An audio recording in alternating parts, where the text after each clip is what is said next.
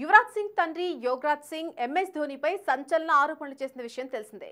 తన కుమారుడి అంతర్జాతీయ కెరీర్ను, జీవితాన్ని ధోనీ సర్వనాశనం చేశాడని యోగరాజ్ ఆ వీడియోలో అన్నాడు. ఆయన ఆరోపణల నేపథ్యంలో యువీ తన తండ్రి గురించి మాట్లాడిన పాత వీడియో ఒకటి ప్రస్తుతం వైరల్ అవుతోంది. అందులో యువరాజ్ మా నాన్న మానసిక సమస్యలతో బాధపడుతున్నాడని చెప్పాడు. టీమిండియా వరల్డ్ కప్ హీరోగా కెరీర్ ముగించిన యువరాజ్ నిరుడు ఒక పాడ్కాస్ట్ లో మాట్లాడాడు. మా నాన్న యోగిరాజ్ మానసిక సమస్యలతో బాధపడుతున్నాడు. అయితే ఈ విషయాన్ని ఆయన అస్సలు అంగీకరించడు అని యువరాజ్ సింగ్ ఆ వీడియోలో వెల్లడించాడు.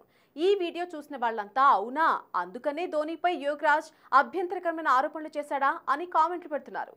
కాగా తన కుమారుడు యువరాజ్ కు భారతరత్న అవార్డు ఇవ్వాలని యోగిరాజ్ ఒక వీడియోలో డిమాండ్ చేశాడు. అదే సమయంలో ఆయన ఎంఎస్ ధోనీపై తీవ్ర స్థాయిలో విరుచుకుపడ్డాడు. నా కుమారుడు యువరాజ్ సింగ్ జీవితాన్ని ధోనీయే నాశనం చేశాడు. తానే ఏం చేశాడు అనేది అద్దంలో ముఖం చూసుకుంటే అతడికే అర్థమవుతుంది. నేనైతే ధోనీని ఎప్పటికీ క్షమించను.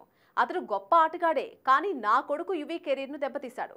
ఒకవేళ ధోనీ గనక అడ్డు లేకుంటే నా బిడ్డ మరో 4-5 ఏళ్లు అంతర్జాతీయ క్రికెట్ ఆడేవాడు అని యోగిరాజ్ ఒక యూట్యూబ్ ఛానల్ ఇంటర్వ్యూలో ఆవేశంగా అన్నారు.